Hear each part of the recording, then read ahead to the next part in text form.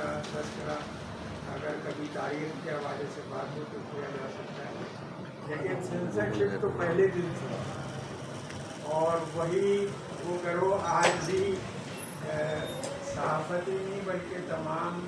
جو جمہوری اقدار ہے ان کے پیچھے پڑا ہوا ہے۔ سب سے پہلے جو اعلیٰ ترین سرکاری افسر تھے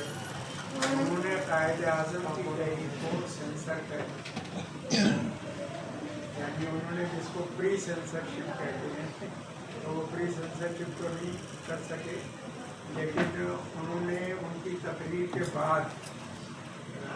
اس بات کی کوشش کی اور کامیاب کوشش کی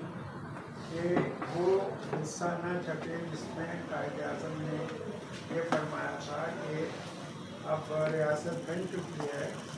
تو پاکستان کے تمام شہری برابر کے شہری ہیں۔